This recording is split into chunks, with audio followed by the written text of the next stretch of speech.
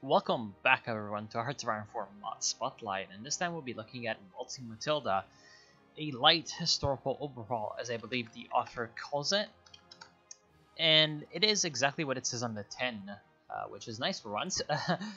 Basically, it just overhauls a few things that the creator of the mod thought weren't exactly sort of historically accurate or had any place in the Hearts of Iron 4 gameplay formula, and changed them up. For example, he changed around the tank tech tree, he changed around air zones, which is actually my favorite part of the whole mod, because it doesn't go overboard like some mods do with too many air regions, but it does reduce the size of some of them and make them a little bit more understandable. For example, instead of a whole Balkans air region, there's now a northern Yugoslavia and a southern Yugoslavia and eastern Balkans, Greece, something that makes sense, especially for parts like Africa and Asia.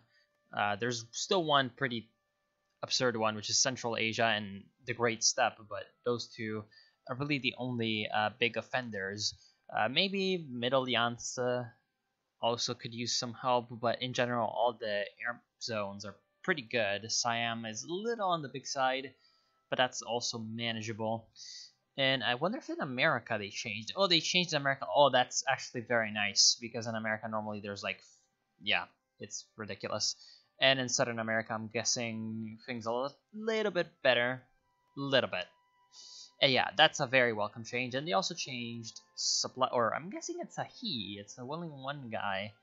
Changed also supply areas to be a little bit smaller, and also supplies to be more important because units have a bigger supply weight, so you can't just stack quite as many troops in a single sort of supply region and be expected to have the same combat effectiveness. In general, these changes do quite a bit to make the game just flow that tiny bit better, when maybe in the normal game you'd have situations where it just felt wrong, right? You know what I'm talking about? Like an aspect of the game that kind of just feels wrong. Maybe it isn't like too overtly like game breaking, but it just feels wrong. And it's nice to have a bit of a difference. There's also new armored cars, which pretty much every mod and a half does, but it's nice to see. And there's some slight variations like assault guns. Again, quite a few mods do assault guns already, but it's nice to see that there's a bit of a middle ground between AT tank destroyers and anti-infantry artillery, self-propelled artillery. There's a new model heavy tank, a 1934 one, which I guess helps out some countries that do not have quite as much research in that. A few of the models are switched around in what they do. For example, the Matilda is not a light tank anymore, which is actually where the mod takes the name from, Waltzing Matilda. There are some that I have complaints about, actually. If we go to the Soviet tree, the T-34 for some reason is a 1943 model of tank. I'm guessing it's supposed to represent how it was ahead of its time in 1941, but realistically, when you're gonna have T-34 released or researched in 1940, like historically, when it's a 1943 model, I really do not know. And plus, in general, it just makes sense for me to have the T-34 be the same model or sort of time period as the KV. And I think the US also have some iffy things that I didn't quite agree with. Let's see. Well, the Pershing being a heavy tank is one. Pershing was really more like a medium. M4 Sherman being 1943 and there being an M3 Lee are also kind of And then the Stuart being a 1941 tank is very strange to me. What I would have preferred is for the Lee to be in front, sort of in the place of the M2 medium, because really the M2 medium never really saw action, and the Lee was kind of behind what some other countries were fielding in terms of overall design. Maybe not performance, because of obviously its opponents weren't also that advanced. The Panzer II and III weren't that great, but it would be nice to see. I wonder if Germany has any weird stuff. in their tank tree. That seems pretty nice and normal. Okay, then they also added, I believe, motorized and mechanized artillery. Yeah, mechanized artillery too. I wonder what the difference is. I do not really know. Does it say anywhere where I can... No, unfortunately.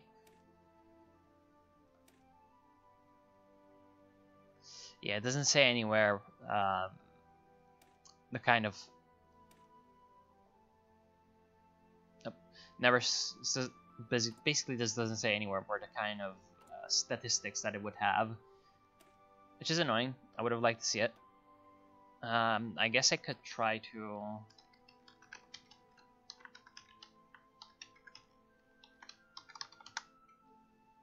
see if I can research the things that are required. Maybe it requires what special kind of artillery? I do not know. Let's try and check that out. Armored battalions, no. Well, battalions, okay. Mechanized anti-tank, motorized artillery. Okay, so there's a lot of motorized and mechanized things that are different from each other, apparently. I'm quite sure as to how. It appears as if mechanized has more defense, a lot more defense. Same level of attack, but some harsher penalties for certain terrain types? No, actually. Pretty similar. It's just the cost that goes up because obviously it's mechanized. So it's very, very hard on your industry because mechanized in general is not the best. And then there's obviously anti-air, anti-tank, and artillery that can all be mechanized or motorized. There's armored cars, obviously they can be inserted in your fighting line, or they can be used for a heavy recon battalion, support battalion, which is nice to see. And then I believe they also changed the standard orders of battle and division